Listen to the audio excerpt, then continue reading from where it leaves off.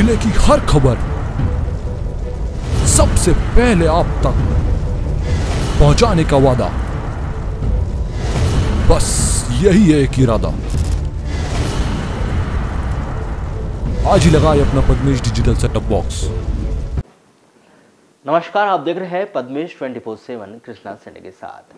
Bulletin की शुरुआत करते हैं हेडलाइन से।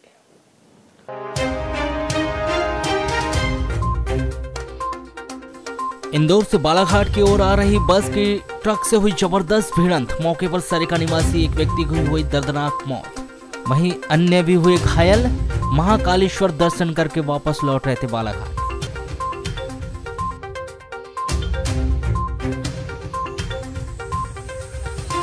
किसानों की धान खरीदी कर वापस घर लौट रहे कंप्यूटर ऑपरेटर पर आधा दर्जन लोगों ने किया हमला। कंप्यूटर ऑपरेटर ने सरपंच परिवार पर मारपीट और लूट का लगाया आरोप।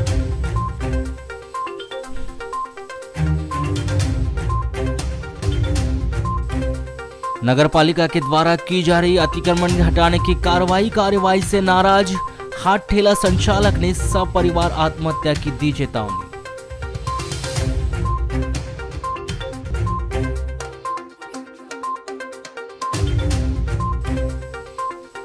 ग्राम बोरबन में 31 दिसंबर की रात हुई अंधे हत्याकांड की पुलिस ने 10 दिन बाद सुलझाई गुत्थी। जादू टोने के शक में हुई थी बुजुर्ग की हत्या।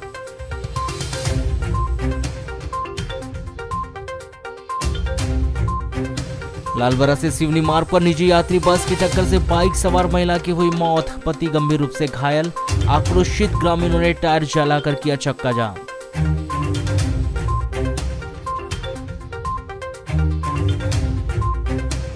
पैंतीस साल पहले बने यात्री प्रतीक्षालय अपनी जर्जर हालात पर बहा रहा है आंसू, हादसों को दे रहा है निमंत्रण।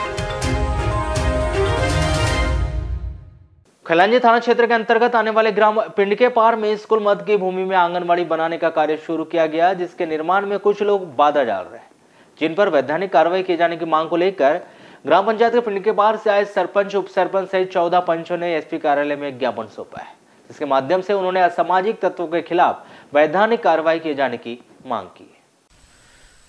ज्ञापन को लेकर की गई चर्चा के दौरान एसपी कार्यालय में पहुंचे पिंडके पार वार्ड नंबर 11 पंच राजेंद्र सुलखे ने बताया कि स्कूल की भूमि से अतिक्रमण हटाकर शासकीय आंगनबाड़ी का निर्माण कार्य किया जा रहा है। योजना शासन का एक वो बन रहा है ऑफिस है ना, तो उसमें क्या हो रहा है, कुछ जो असामाजिक तत्व है उनकी ये इच्छा है कि हाँ आंगनबाड़ी न बनने दिया जाए। और इसमें जो आंगनबाड़ी जो कार्यक्रम स्टार्ट हुआ है, पहले हमारे टीआई साहब भी आए थे, वहाँ पे तहसीलदार साहब आए थे, उन्होंने जो अतिक्रमण किया था उसको तोड़फोड़ करके चिन्हांकित करके एक उचित जगह पे सबकी इच्छा से, पंचायत की इच्छा से, जितने मेंबर हैं हमारे सरपंच वगैरह सारी की इच्छा से जो है गाँव के कुछ वरिष्ठ नागरिक हैं उनके भी सबकी सहमति से जो हमने आंगनबाड़ी कार्यक्रम स्टार्ट किया। उसके बाद क्या आंगनबाड़ी कार्यक्रम 2 दिन तक चला। फिर एक दिन ऐसा हुआ कुछ असामाजिक तत्व उन्होंने क्या किया, रात में जो है करीब 11-12 के बीच में वहाँ जो बेस बना हुआ था कॉलम वगैरह, कॉलम करीब 13 बना हुआ है वहाँ पे, तो जिसमें 10 कॉलम को उन्होंने डैमेज कर दिया और इसमें लगभग 60,000 रुपये की जो है क्षति हुई है। और रात में कुछ ड्रिंक वगैरह भी किए, कुछ उसके पाउच वगैरह जो पंचायत के अंदर पाए गए, ट्यूबलाइट वगैरह तोड़ दिया गया, स्कूल के कुछ वहाँ भी साइड में लाइट थी उसको भी तोड़ दिया गया है। तो इस तरह से जो है उन्होंने बहुत एक प्रकार से खुरापाती और आतंकवादी जो जैसे एक हरकतें की उन्होंने। और उन लोग की ये मनसा है कि यहाँ पे जो आंगनबाड़ी न बनने दिया, लेकिन हम सभी पंच लोग और सरपंच की इच्छा है कि वहाँ पे हम आंगनबाड़ी बनना दें, क्योंकि ये गवर्नमेंट का है तो बनना भी चाहिए, सबकी इच्छा है, उसमें कोई मना नहीं कर रहा है। तो कुछ लोगों की वजह से जो है वहाँ पे रुकावट आ रही है, जिस कारण से हमको यहाँ पे आना पड़ा। लालबरा नगर मुख्यालय से लगभग 7 किलोमीटर दूर लालबरा से सिवनी मार्ग के पोंडी व सिहोरा के बीच पुल के समीप मंगलवार की शाम करीब 6:30 बजे निजी यात्री बस की टक्कर से पोंडी निवासी 55 वर्षीय मीरनबाई टेमरे की घटनास्थल पर ही मौत हो गई और उनके पति महारूलाल टेमरे गंभीर रूप से घायल हो गए। घटना घटित होने के बाद आक्रोशित ग्रामीणजनों ने घटनास्थल पर टायर जलाकर विरोध प्रदर्शन व चक्का जाम कर दिया, जिससे घटनास्थल के दोनों ओर 1-1 किलोमीटर तक छोटे और बड़े वाहनों की लंबी कतारें लग गई, जिससे आवागमन करने वाले लोगों को खासा परेशानियों का सामना करना पड़ा।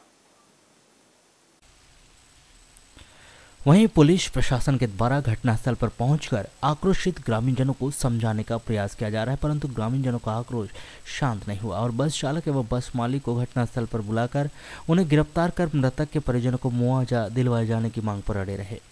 बालाघाट सिवनी हाईवे मार्ग पोंडी के समीप ग्रामीणजनों के द्वारा टायर जलाकर विरोध प्रदर्शन व चक्का जाम करने की जानकारी लगने के बाद वारासिवनी एसडीओपी अरविंद श्रीवास्तव, तहसीलदार राम बाबू देवांगन घटनास्थल पर पहुंचे और आक्रोशित ग्रामीणजनों को समझाइश दी गई।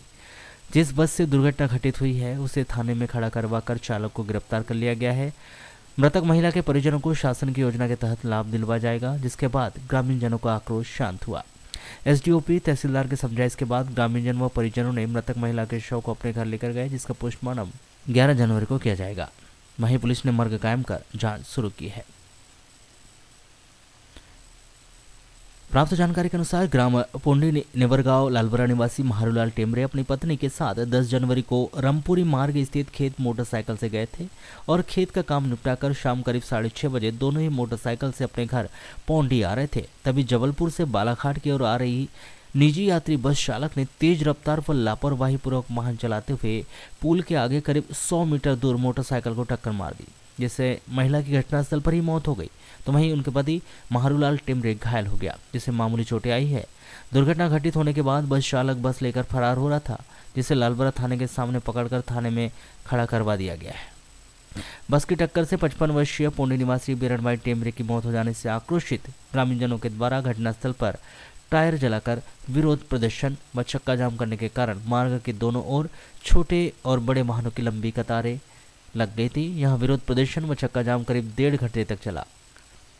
प्रशासन के समझाइश के बाद विरोध प्रदर्शन व चक्का जाम को समाप्त किया गया।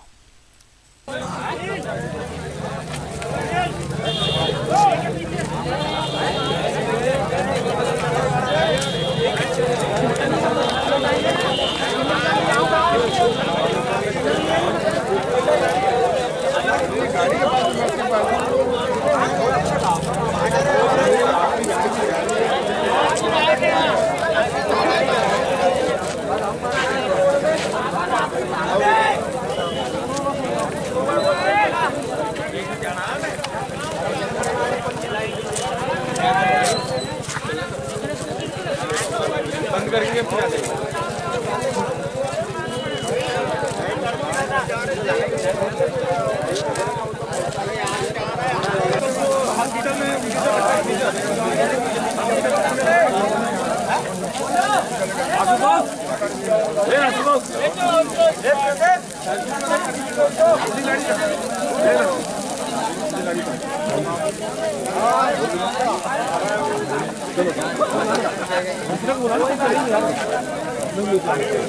हाँ भी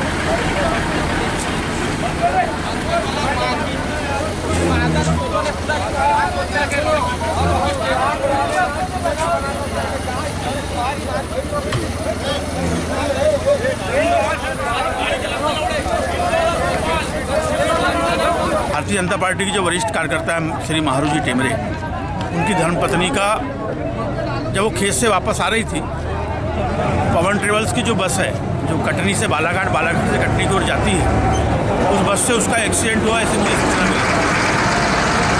तुरंत मैंने तहसीलदार महोदय जी को इस घटना से अवगत कराया और साथ में पीआई महोदय से मेरी बात हुई और मौके पर मैं तुरंत आया। हमारा प्रशासन से निवेदन है कि ये लॉन्ग टूर की जो बसेस चलती है, मुझे लगता है कहीं ना कहीं ये ओवर स्पीड में चलती है। कई बार जब मैं रोड पे जब स्वयं टू व्हीलर से आता हूँ तो मुझे भी इस बात का एहसास होता है कि ज़रूरत से ज़्यादा इनकी स्पीड रहती है। माननीय तहसीलदार जी से जो बात हुई है, हमारे क्षेत्र के विधायक आदरणीय गौरीशंकर जी बिसेन एवं बालाघाट जिले के जो हमारे आरटीओ हैं, उनकी कल एक वृहद बैठक कल लालबरा थाने में लगभग 12 बजे के लगभग रखी गई है, जिसमें स्पष्ट तौर पे आम नागरिकों का ये कहना है या तो इनकी स्पीड कंट्रोल हो या तो तुरंत इनके लाइसेंस रद्द किए जाए। इस मांग के ऊपर यह चक्काजाम खत्म हुआ है। बिरसा थाने के साली टेकरी पुलिस ने 2 माह पहले मृतक व्यक्ति की दफन की गई लाश का उत्खनन करवाकर उसका पोस्टमार्टम करवाया। मृतक संजय पिता डेटकुराम जामरे 28 वर्ष ग्राम अचानकपुर निवासी बताया गया है, जिसकी पत्नी के द्वारा की गई रिपोर्ट पर साली टेकरी पुलिस ने यह कार्रवाई की। प्राप्त जानकारी के अनुसार चाचा और भतीजे के बीच घरेलू विवाद चल रहा था। 8 नवंबर 2022 को संजय को उसके खेत तालाब के पास उसके चाचा बसंत जामरे के द्वारा मारपीट किया गया था, जिससे 11 नवंबर 2022 को उसकी मौत हो गई थी। यह मामला परिवार के अंदर ही होने से परिवार के लोगों ने संजय की पत्नी दूसरी बाई को समझाया और मना लिए थे और उसके लाश को दफन कर उसका अंतिम संस्कार भी कर दिया था। बताया गया कि संजय को दफन करने के बाद घर परिवार और गांव में चर्चा चलने लगी कि संजय की उसके चाचा बसंत जामरे के द्वारा मारपीट किए जाने से मौत हो गई। वहीं मृतक संजय की पत्नी जामरे को भी बसंत जामरे व उसके परिवार के द्वारा डराया धमकाया जाने लगा और यह बात किसी को बताने पर उसे जान से मारने की धमकी दी जाने लगी, जिससे परेशान होकर दशरथ जामरे ने 9 जनवरी को साली टेकरी पुलिस चौकी में इस घटना की रिपोर्ट दर्ज कर दी और उपरोक्त घटना दशरथ जामरे ने पुलिस चौकी प्रभारी उप निरीक्षक पंकज मुर्दल को बताई। इसके पश्चात साली टेकरी पुलिस चौकी प्रभारी पंकज मुर्दल ने बिरसा तहसीलदार देवंती परते, फॉरेंसिक टीम और डॉक्टर की उपस्थिति में संजय की 2 माह पहले दफन की गई लाश का उत्खनन करवाकर मौके पर ही पोस्टमार्टम करवाकर लाश दफन की गई, जिसका बेसरा प्रिजर्व करवाकर उसे जांच हेतु FSL भिजवाया गया है। संजय की 2 माह पहले बीमारी से मौत हुई या मारपीट से आई चोट से मौत हुई, पोस्टमार्टम रिपोर्ट आने के बाद ही स्पष्ट हो पाएगा। आगे मर्ग जांच साली टेकरी पुलिस चौकी के प्रभारी पंकज मुर्दल के द्वारा की जा रही है। परिवार के किसी सदस्य की आकस्मिक मृत्यु हो जाने पर शासन के द्वारा उस परिवार के सदस्य को आर्थिक सहायता राशि दिलाए जाने की नियम बनाया गया है, जहां आर्थिक सहायता योजना के तहत उस पीड़ित परिवार को आर्थिक सहायता देकर उसकी मदद किए जाने का दावा शासन प्रशासन के द्वारा किया जाता है। लेकिन आकस्मिक मृत्यु के ऐसे कई मामले हैं जिनकी सहायता राशि अब तक पीड़ित परिवार को नहीं मिल पाई और वह इस राशि को पाने के लिए सरकारी कार्यालय के चक्कर काटने के लिए मजबूर है, जिसका एक नज़ारा मंगलवार को कलेक्टर कार्यालय में देखने को मिला, जहां आमगांव और समनापुर से आए कुछ पीड़ित परिवारों ने कलेक्टर कार्यालय में ज्ञापन सौंपकर आर्थिक सहायता राशि दिलाए जाने की मांग की। आमगांव से आई महिला मुन्नी लीला ने बताया कि करीब 1 वर्ष पूर्व उनके एक पति खेत में काम करने गए थे, जहां बिजली करंट लगने से उनके पति की मृत्यु हो गई थी, जिसकी सहायता राशि उन्हें आज तक नहीं मिल पाई। तो वहीं समनापुर से ज्ञापन लेकर पीड़ित परिवार के साथ पहुंचे ग्रामीण रंजित ने बताया कि कपड़े धोने गई एक 38 वर्षीय युवती की पानी में डूबने से मौत हो गई थी, जिसकी सहायता राशि उसके पीड़ित परिवार को आज तक नहीं मिल पाई। वहीं आवेदन को SDM के द्वारा निरस्त कर दिया गया, जिस पर आपत्ति जताते हुए उन्होंने पीड़ित परिवार को तत्काल ही आर्थिक सहायता दिलाए जाने की मांग की। मुझे राशि नहीं मिली है। काय की राशि? ये आर्थिक सहायता राशि मिलती है। अच्छा, क्या हुआ था, क्यों चाह रहे हैं आर्थिक सहायता राशि के लिए? मेरे पति खत्म हो गए। जी? मेरे पति खत्म हो गए। कैसे खत्म हुए थे? कैसे? बिजली करंट खेत में। तो क्यों नहीं मिल पा रही अभी तक मुआवजा राशि? नहीं मिल रही है तो मैं इसलिए आई। आपने बात की है अधिकारियों से? हाँ, नहीं बात नहीं, आवेदन दिए हैं आपने? चर्चा नहीं हुई इसमें? हाँ? इसमें चर्चा बातचीत नहीं हुई? क्यों नहीं मिल रहा? कितना समय हो गया? बहुत समय हो गया, मतलब 10-11 महीने हो गए। कितनी राशि मिलती है? 4 लाख। कि हमारे एक मित्र है कुल्पा से जी, कुल्पा कावेली, जहाँ पर कि नेटवर्क भी बहुत कम मिलता है। तो इनकी माताजी, इनकी लड़की पानी में डूब करके ख़त्म हो चुकी है। तो इन्होंने आवेदन किया था वहाँ, अब बहुत मतलब 1 साल लगभग होने को आया। तो ये एक दिन अचानक मिले कि भैया बोले आपको कोई परिचित थे कि मुझसे नहीं हो पा रहा है। तो मैंने जब इनका आवेदन वगैरह देखा तो वहाँ के SDM साहब ने, तत्कालीन SDM साहब ने इनके प्रकरण को निरस्त इसलिए कर दिया कि इनकी पुत्री मानसिक रूप से डिस्टर्ब है कहकर, जो कि ऐसा बिल्कुल नहीं था। 38 साल की इनकी लड़की थी, वो पूरा काम करती थी, पानी में वो नाले में गई थी वो कपड़े धुलने के लिए, है ना। अचानक पैर फिसल गया, कोई देखा नहीं, डूब के ख़त्म हो गई। अब सागर से जो रिपोर्ट आती है, बिसरा रिपोर्ट, उस रिपोर्ट को भी मैंने पढ़ा इनके पास से, तो उसमें स्पष्ट लिखा है डॉक्टर ने कि मृतिका की मृत्यु पानी में डूबने से दम घुटने के कारण हुई है। जो राज्य सरकार जो योजना चला रही, उस योजना के अंतर्गत श्रीमान SDM महोदय को इस केस को खारिज नहीं करना चाहिए था। जब इस देश की सरकार इतना अच्छा लाभ दे रही है सब लोगों को, तो यहाँ के अधिकारी लोग ऐसे गरीब आदमी को क्यों परेशान करते हैं, बताइए ना। क्या चाहते हैं आप लोग? चाहते क्या, इनको उनका आर्थिक सहायता लाभ मिलना चाहिए बस। क्या नाम आपका? मेरा नाम रंजीत वर्मा है। इंदौर से बालाघाट की ओर आ रही एक निजी कंपनी की बस एक ट्रक से जा टकराई। मंगलवार की सुबह करीब 6 बजे हुए इस भीषण सड़क हादसे में बालाघाट सरिका निवासी एक व्यक्ति की मौके पर ही दर्दनाक मौत हो गई। तो वहीं बस में सवार 30 से अधिक यात्री इस हादसे में घायल बताए जा रहे हैं, जहां घायलों में बालाघाट सरिका के 6 से अधिक यात्रियों का समावेश है। यहाँ भीषण सड़क हादसा नर्मदापुरम नरसिंहपुर स्टेट हाईवे के ग्राम शोभापुर के पास का बताया गया है, जहां बालाघाट की निजी कंपनी की बस और ट्रक के बीच हुए इस हादसे में सरेका निवासी 56 वर्षीय राम सहाय पिता प्रेमलाल कावरे की घटनास्थल पर ही दर्दनाक मौत हो गई। तो वहीं उनकी पत्नी और अन्य परिजन सहित ग्राम सरेका के अन्य ग्रामीण सड़क हादसे में गंभीर रूप से घायल हो गए, जहां सभी घायलों को पिपरिया सुहागपुर नर्मदापुरम के जिला अस्पताल में उपचार के लिए भर्ती कराया गया है, जहां उनका उपचार जारी है।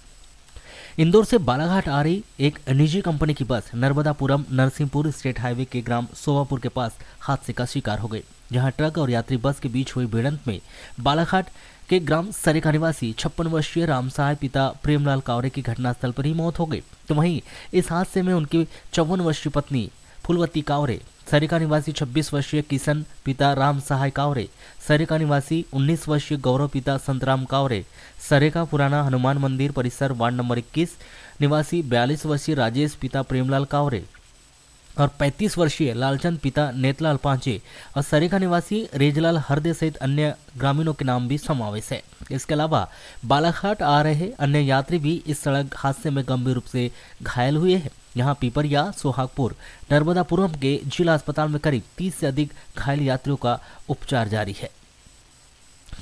आपको बता दें कि बालाघाट सरिका निवासी ग्रामीण करीब 3 दिन पूर्व ही बालाघाट से महाकालेश्वर के दर्शन के लिए उज्जैन गए थे, जहां से दर्शन कर सभी यात्री बालाघाट वापस लौट रहे थे, जो इंदौर से बालाघाट की ओर आने वाली बालाघाट की एक निजी ट्रेवल्स कंपनी की बस में बैठे हुए थे।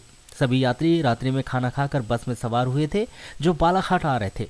मंगलवार की सुबह करीब 6 बजे जब यह बस नर्मदापुरम नरसिंहपुर स्टेट हाईवे स्थित शोभापुर के नजदीक पहुंची थी कि सामने से एक अज्ञात ट्रक और उस यात्री बस के बीच भिड़ंत हो गई, जहां इस हादसे में एक यात्री की मौत हो गई, तो वहीं 30 से अधिक यात्री गंभीर रूप से घायल हो गए। मामले की सूचना मिलते ही ग्राम सरेखा में शोक की लहर व्याप्त है। पुराने बस स्टैंड में करीब 35 साल पहले बना यात्री प्रतीक्षालय इन दिनों अपनी जर्जर हालात पर आंसूबार है, जहां न सिर्फ यात्रियों के लिए सुविधाएं और न ही साफ सफाई।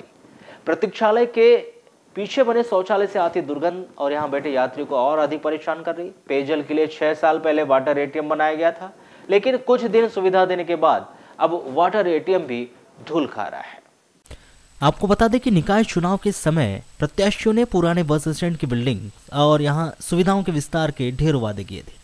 नगरपालिका की नई परिषद बनने के बाद जनप्रतिनिधियों ने यात्री प्रतीक्षालय का दौरा कर व्यवस्थाओं को दुरुस्त करने का दावा भी किया था, लेकिन आज भी इस यात्री प्रतीक्षालय की हालत जस की तस बनी हुई है। यात्रियों को सबसे अधिक दिक्कत पीने के पानी और सफाई व्यवस्था को लेकर है। यात्रियों ने बताया कि समय के साथ ही प्रतीक्षालय की हालत में सुधार किया जाना था, लेकिन इस ओर किसी ने कोई ध्यान नहीं दिया। आपको बता दें कि वर्ष 2016 में विधायक गौरीशंकर बिसेन ने कृषि मंत्री रहते हुए यात्री प्रतीक्षालय के पास आरओ वाटर एटीएम का उद्घाटन किया था। लोगों का कहना है कि इसका कुछ दिन इस्तेमाल हुआ, लेकिन अब सालों से ये मशीन शोभा की सुपारी बनी हुई है।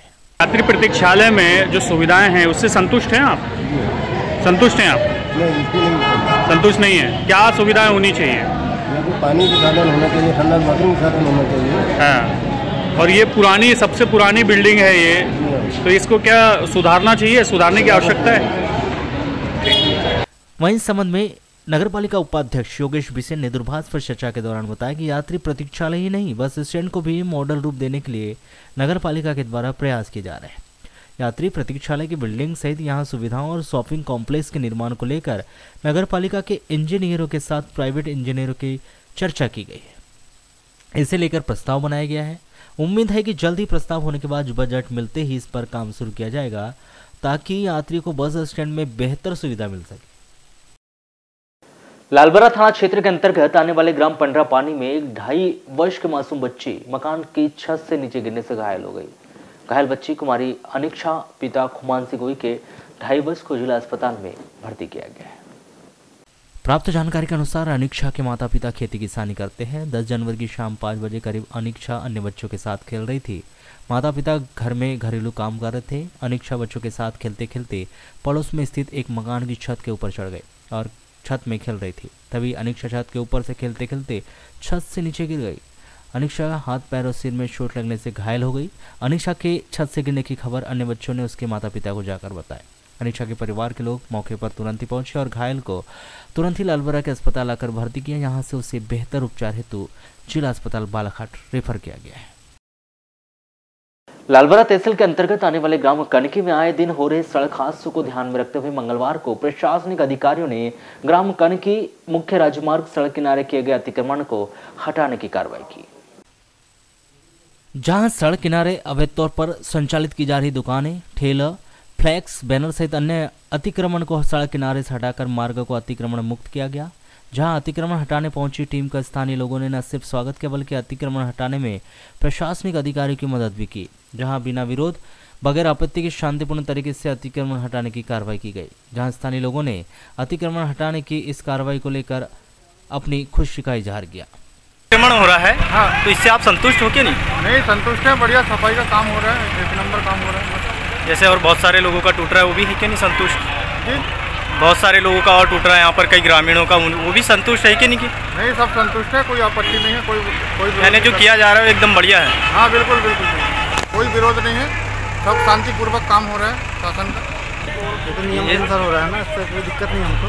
जी जी, जैसे अभी बहुत सारे ग्रामीणों का टूटा जा रहा है, तो हाँ, देखा जाए तो सही है या गलत है? सही है ना, सही है ना? हाँ, नियम के अनुसार हो रहा है, सभी के लिए है ये।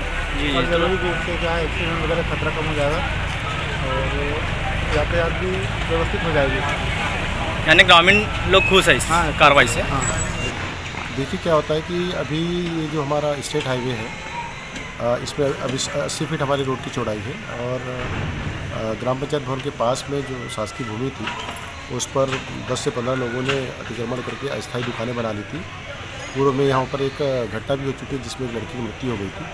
उन्हें विधिवत कार्रवाई करके सभी को नोटिस जारी करके कल तक कुछ लोगों ने अपना अतिक्रमण स्वयं हटा दिया, आज बाकी अतिक्रमण हमने हटाया है। और रोड के साइड में जितने भी दुकानदार हैं उन्होंने अपनी दुकान को शेड लगाकर आगे बढ़ा लिया था, जिससे भी आवागमन बाधित होता था। तो केवल उन आवागमन में जो बाधाएं बनने थी, शेड इत्यादि और ये सभी चीज़ें हमने हटाने की कार्रवाई की है। और ये कार्रवाई पूरे स्टेट हाईवे पर अलग अलग ग्रामों में अलग अलग समय पर हम लोग प्रॉपर करेंगे। जैसे सर यहाँ पर अभी हटाया जा रहा है, तो इसमें ग्रामीणों लोग का कुछ ऐसा तो नहीं क्या कुछ हल्ला कर रहे हो या ना हटाना? नहीं, बिल्कुल सहयोग मिल रहा है कि नहीं इनका? देखिए क्या होता है, ग्राम पंचायत कनकी में जो सरपंच है और उनकी जो पूरी टीम है वो पॉजिटिवली उन्होंने 2-3 दिन पहले सभी ग्रामीणों को समझा दिया था। आज की डेट पर अभी किसी प्रकार का कोई हो हल्ला हंगामा नहीं हुआ है। लोगों ने स्वयं 90% जो शेड वगैरह है उन्होंने स्वयं हटा लिए और जो जिसका सभी का सहयोग अच्छा, बिल्कुल सहयोग है। और यहाँ की जनता बहुत समझदार है, वो भी जानती है इस तरह की बाधाओं से एक्सीडेंट आदि होते हैं, उनका भी प्रॉपर सहयोग है। केवल हम जो स्थायी प्रकार के जो जमीन पर बेच थे वही केवल हम जेसीबी से हटा रहे हैं, बाकी बढ़िया सहयोग है। जनपद पंचायत वारासुनी के अंतर्गत आने वाले ग्राम कायदी के मछुआरों ने मंगलवार को कलेक्टर कार्यालय में ज्ञापन सौंपकर मत्स्याखेट के लिए कायदी पंचायत के अंतर्गत आने वाले सभी तालाबों का पट्टा दिलाए जाने की मांग की। मछली पालन सहकारी संस्था समिति कायदी के बैनर तले सौंपे गए इस ज्ञापन में मछुआरों ने बताया कि कायदी के सभी तालाब उनके अधिकार क्षेत्र में आते हैं, जिसका पट्टा पूर्व में उनकी समिति को दिया गया था। अवधि 2021 में समाप्त हो गई थी, जिसकी अवधि 10 वर्ष बढ़ाने के लिए समिति के द्वारा आवेदन दिया गया था, लेकिन चुनावी रंजिश के चलते सरपंच सचिव प्रस्ताव की कार्रवाई नहीं कर रहे हैं और दूसरी समिति को गाँव के तालाब सौंपने की योजना बना रहे हैं। जहां ज्ञापन सौंपकर मछुआरों ने अपने बेरोजगार होने का हवाला देते हुए यथाशीघ्र ही गांव के सभी तालाबों के पट्टे उन्हें 10 वर्ष की अवधि के लिए दिए जाने की मांग की। वहीं उन्होंने मत्स्य पालन उद्योग कार्यालय पर भी आवेदन निवेदन पर कोई सुनवाई नहीं किए जाने की भी आरोप लगाया। हम लोग यहाँ पर अपने तालाबों का अधिकार को लेने के लिए आए थे, जहाँ आज कलेक्टर साहब को हमने ज्ञापन सौंपा है। विगत वर्ष से 2021 से हमारा मछली पालन तालाबों की पट्टा अवधि समाप्त हुई थी, जिसमें हमने ग्राम पंचायत को आवेदन किया था। हम एवं मत्स्य उद्योग बालाघाट को भी आवेदन किया था कि हमारे पट्टा अवधि समाप्त हो चुकी है, हमें फिर से प्रस्ताव देके हमें तालाब दीजिए करके। लेकिन आज दिनांक तक पंचायत ने हमें प्रस्ताव नहीं दी और अन्य कोई दूसरी समिति को उसको प्रस्ताव पास करके उन लोगों को तालाब आवंटित कर रहे थे। क्या चाहते हैं आप लोग? हम चाहते हैं कि हमारा अधिकार और हमारा जो तालाब है हमें मिलना चाहिए।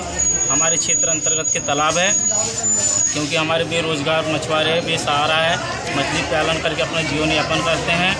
ऐसे कितने मछुआरे हैं वहाँ पे? हमारे यहाँ पास अभी 52 सदस्य मछुआरे हैं और हमारे पास अभी समिति में कोई तालाब नहीं है। क्या नाम आपका? दिलेंद्र कोले। मछली विभाग को भी आवेदन किया गया, लेकिन उन लोगों की कोई ये नहीं कर रहे हैं। और ग्राम पंचायत के सरपंच सचिव ये लोग हमें आवेदन नहीं देते। चुनावी रंजिश एवं आपसी रंजिश को लेकर ग्राम के मछुआरों को कोई तालाब नहीं देना चाहते। यहाँ तक ये बोलते हैं कि तुम वारा सिवनी से बालाघाट भोपाल तक भी जाओगे तो कायदे के मछुआरों को तालाब नहीं देंगे, सरपंच पति बोल रहा है। किसानों से धान खरीदी कर अपने घर लौट रहे सेवा सहकारी समिति में पदस्थ एक कंप्यूटर ऑपरेटर पर आधा दर्जन लोगों ने मारपीट कर घायल कर दिया। इतना ही नहीं, हमलावरों ने घायल से 1,08,920 रुपए के साथ सोने की अंगूठी और चैन भी लूट ली। घायल का जिला अस्पताल में इलाज जारी है। प्राप्त जानकारी के अनुसार ग्राम बघोली निवासी 39 वर्षीय मुकेश पिता ईश्वर दयाल कटरे लालबरा विकासखंड के साले सेवा सहकारी समिति में कंप्यूटर ऑपरेटर के पद पर पदस्थ है। घायल ने पद्मेश 24/7 से चर्चा के दौरान बताया कि मैं सोमवार की रात 9:30 बजे धान खरीदी करके अपने घर लौट रहा था। तभी साले के पास कुछ लोग ठंड से बचने आग ताप रहे थे। उन्होंने अपनी गाड़ी खड़ी कर दी थी। इतने में जुगल किशोर भैरम, तुषार भैरम, रामकिशोर भैरम, पौरुष भैरम, साई भैरम ने उनके ऊपर लोहे की राड, चाकू और डंडे से हमला कर दिया। उन्होंने उनके सर पर डंडे से वार किया, जिससे उन्होंने हेलमेट पहना रखा हुआ था, इसलिए सर में चोट नहीं लगी। इसके बाद भी उन्होंने उनके पैर, जांघ और अन्य शरीर के अंगों पर वार कर दिया। घायल मुकेश कटरे ने भैरम परिवार से पुरानी रंजिश से इनकार किया। उन्होंने इसे लूट की नियत से वारदात को अंजाम देना बताया। मुकेश ने बताया कि उनके पास अपने भतीजे से लिए 1 लाख और पर्स में रखे 8,920 रुपए लूट लिए। इसके साथ ही 1 तोले की सोने की अंगूठी और 3 तोले की गले की चैन भी लूट लिया गया। घायल ने हमलावरों के खिलाफ सख्त कार्रवाई की मांग की। ऐसा नहीं होने पर उन्होंने समिति में धान खरीदी बंद करने की भी चेतावनी दी। तो मैं बघोली रहता हूँ और मेरी जो जॉब है सेवा सहकारी समिति साले में है। मैं ऑपरेटर के पद में कार्यरत हूँ। रात में 9:30 बजे मैं खरीदी बंद करके घर वापस आ रहा था, तो ये जुगल भैरम के जो परिवार वाले हैं, इनने रोड के किनारे अंगार जला के रखे थे। और सबसे पहले तुषार भैरम, जुगल किशोर भैरव, इनसे मैंने बहुत दूर गाड़ी खड़ी रख दी, तो ऑटोमेटिक पूरे के पूरे लोग रोड पे आ गए। और पता नहीं वो उनके पास लोहे की राड, चाकू और डंडे थे, उससे भराभर मारने लगे। एक डंडा सर पे मारे, हेलमेट था नहीं तो सर वहीं फट जाता, और फिर पैरों पे मारे, जांघों में मारे, दनादन मारे हैं। उसमें रामकिशोर भैरम भी है, अपना जुगल किशोर भैरम, पौरुष भैरम, साहिल भैरम और तुषार भैरम, इतने लोगों ने मेरे को मारे। मैं अपने बीच बचाव करने के लिए झनक पटले के घर भी गया, तो वहां से भी मेरे को खींच के बाहर लाए और फिर डंडे से मारे। किरनापुर थाना क्षेत्र के बोरवन गांव में 31 दिसंबर की रात एक बुजुर्ग की हत्या की गुत्थी पुलिस ने 10 दिन बाद सुलझा ली है। किरनापुर पुलिस ने मामले का खुलासा करते हुए कुल 6 आरोपियों को गिरफ्तार किया, जिसमें एक नाबालिग भी शामिल है। आरोपियों ने बुजुर्ग की हत्या जादू टोने के शक में की थी। पुलिस ने हत्या में इस्तेमाल एक भरमार बंदूक भी जब्त की है।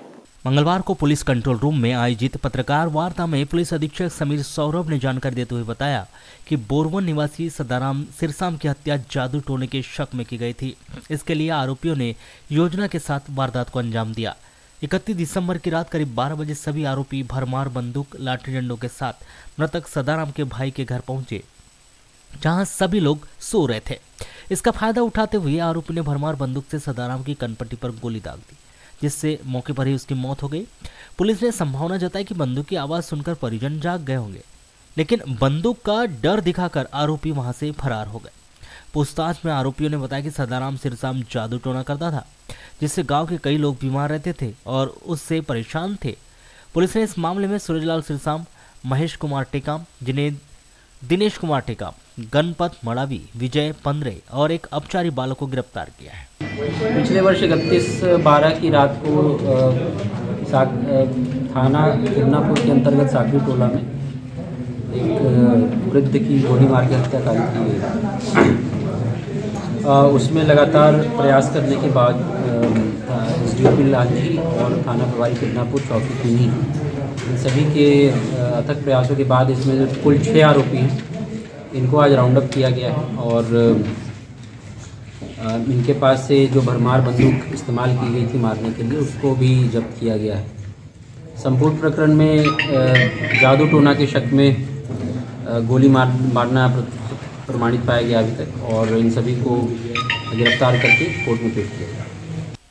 आरोपियों के पास भरमार बंदूक कहां से आई? इस सवाल के जवाब में एसपी ने बताया कि आमतौर पर भरमार बंदूक शिकारियों के पास होती है, लेकिन आरोपियों के पास यह बंदूक कैसे आई और इसे कौन बनाता है, इस एंगल से भी मामले की जांच की जा रही है। भरमार बंदूक है तो अब शिकारी लोग जनरली यूज करते हैं, हालांकि इस एंगल पर भी अभी जांच की जाएगी कि इनके पास से भरमार बंदूक कहाँ से आई, कौन बनाता है उस क्षेत्र में। डेफिनेटली नक्सल प्रभावित क्षेत्र है तो हमारे लिए इम्पोर्टेंट है कि कोई भी अवैध हथियार उस क्षेत्र में न पहुँचे। पिछले कुछ दिनों में लास्ट ईयर मिड में हमने अच्छी कार्रवाई की थी अवैध पिस्टल्स और कट्टों पे, तो इस बार फिर से इसको देखेंगे। वहीं पत्रकार वार्ता के दौरान पुलिस अधीक्षक समीर सौरभ ने जादू टोना के शक में हत्या जैसे अपराध को लेकर चिंता जताई। उन्होंने कहा कि ग्राम सभाओं के जरिए ऐसे गाँवों में प्रचार प्रसार किया जाएगा। अगर ग्रामीणों को ऐसा लगता है कि कोई व्यक्ति विशेष गांव में जादू टोना कर रहा है तो शांति विवाद निवारण समिति से संपर्क कर सकते हैं ताकि लोकल लेवल पर ही इसका निराकरण किया जा सके। हम लोग ये प्रयास करेंगे कि जो ग्राम सभाएं उनके माध्यम से एक तो संबंधित एरिया में थोड़ा प्रचार प्रसार भी हो कि जादू टोना के शक में कृपया कानून को अपने हाथ में न लिया जाए। दूसरा यदि किसी व्यक्ति विशेष के विषय में लोगों को ऐसा धारणा है, कोई शक है कि ये जादू टोना करता है तो पहले वो शांति विवाद निवारण समिति के समक्ष उपस्थित हो ताकि लोकल लेवल पर ही इसका निराकरण किया जा सके।